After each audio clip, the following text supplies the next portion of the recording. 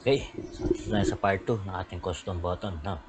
So meron pala akong hindi na ipakita kanina. Ito kung yung dito, itong description. Yan. So balik tayo dito sa ating view. Makikita nyo ito. Yan. Pag kinilik nyo, di ba, meron yan dito sa baba. Yan. Pero wala. Try natin maglagay. Balik tayo dito sa ano. Balik tayo dito sa ating code. Lagyan na tayo dito. Test description. Tapos, balik tayo dito. So, tingnan natin kung meron na siya. So, yun. Ay, hindi pa. Ito pala. Ayan. So, yun. Test description. Ha? So, yun yun. Yun yung ano nun. Yun yung purpose nun, yung description. Ayan. Kaya pa rin yan. Set. Diba? So, okay. So, napakita ko na. Yun lang. Yun lang yung ano natin. Kalimutan ko. So, anyway. So, since nakukuha natin yung click, ngayon, para magamit natin siya dito. Dito. Halimbawa, punta tayo dito. Ayan. Makikita natin kasi, ayun na, wala pa siyang event. Nakikita nyo? Ang nandito lang sa ano natin, CG button.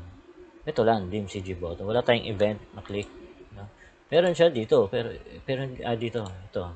Meron siya dito. Ito, click event natin. Hindi yan yung kailangan natin. So, para makapagdagdag tayo ng event, kailangan natin, ito, hashtag event, tapos, click. Yan lang. Okay? So, pag pumunta tayo dito, makikita natin yan. Meron na tayong click.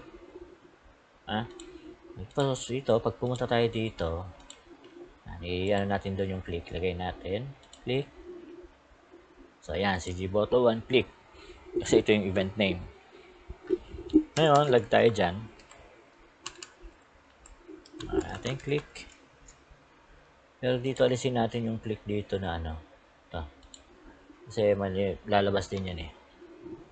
So, try natin i-run. Pag click natin, so hindi siya gumagana, di ba? Kasi wala yung click natin. Ito, hindi siya gumagana.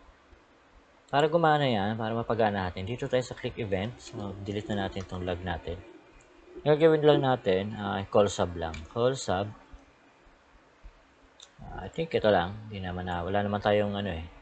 Wala tayong argument. So, ito, component niya, m callback. Tapos, hindi. Event name. Hindi, tama pala, tama. So, tama yan. M callback, kasi dito eh. Dito ko siya binabase eh. Nasaan na yan? Ito. So, tama yan, M callback. Tapos, yung sunod natin, base dito sa ano niya, yung sub. No? So, para makuha natin yung sub, kasi nagbabago yun eh. Halimbawa, pinalitan natin to. Naging CG button to siya. Ito kasi event name niya eh. Ito yung sub. No?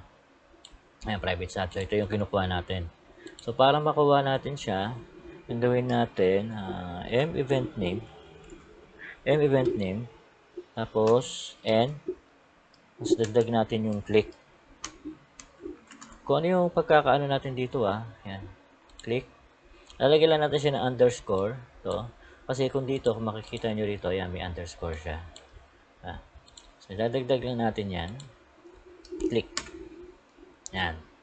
So, pag nirun natin ulit, try natin kung makukuha na natin yung click event. Ayun, kung makita nyo, ayan yung click. So, para malaman natin kung yan yung click, pag kinilik natin to, pupuntahin doon sa, ayan, yung code niya. CG button, click. Try natin para sure.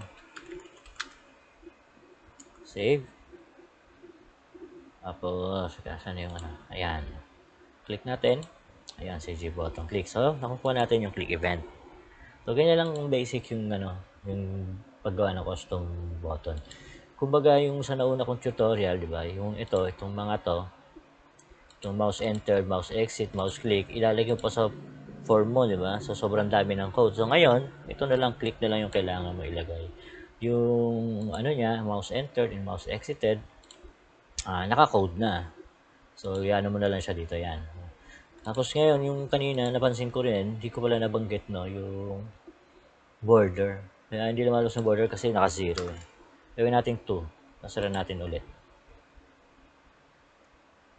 Ayan, makita nyo na yung yellow na border. Okay? So, ganun din. Okay na. Tapos kayo na lang magdagdag ng ano nyo kung gusto nyo gawing bold yung text nya o yung text size. Kung text size naman, madali na lang. Yung bold din pala, madali na lang din. Kasi dito nyo na lang din mabaguhin yan eh. Ayan, kung gusto nyo bold, tapos 12 lang yung text size. So, pagka hiran nyo, ayan, naka-bold na siya. Tapos naka-12 na lang yung ano yan, font size. So, yun lang. Sobrang basic lang nitong ating tutorial, no? Ayan. So, kayo na bahala kung gusto nyo dagdagan pa ng another features. Ngayon, ang gagawin nyo lang ganito. Para maging, ano siya, maging, maging library, ang gagawin nyo, pupunta lang kayo sa ano, wait lang. Pupunta lang kayo dito sa folder nyo. Ayan. Kung makikita nyo, ito yung ano natin, CG button, bus. Gagawin nyo lang, since wala naman dinagdag na files, na layout, gawin nyo lang ito. Right click nyo lang yan, tapos i-zip nyo. Ito, add to archive. Tapos, zip. Mas okay nyo lang. Tapos palitan nyo lang siya. Rename nyo lang itong ano, yung extension file. Gawin nyo lang b4xlib. Tapos yes nyo lang. Ayan na. Lagay nyo na yan sa additional library nyo. Pwede nyo na magamit yan. So, ayun. Ganun lang kasimple ang ating tutorial. Mabilisan lang. Saglit lang. Wala pang 10 minutes. So, ayan lang yung panimula. Susunod gagawa tayo ng mga ibang ano naman. Iba pang custom view. Sa ngayon yan muna para pag kumuha tayo ng app ulit. May madali na tayo. May mga gagamit na tayo ng mga custom view natin. So, ayun. So, maraming salamat ulit sa panonood, no? Kita-kita na lang tayo ulit sa susunod na video.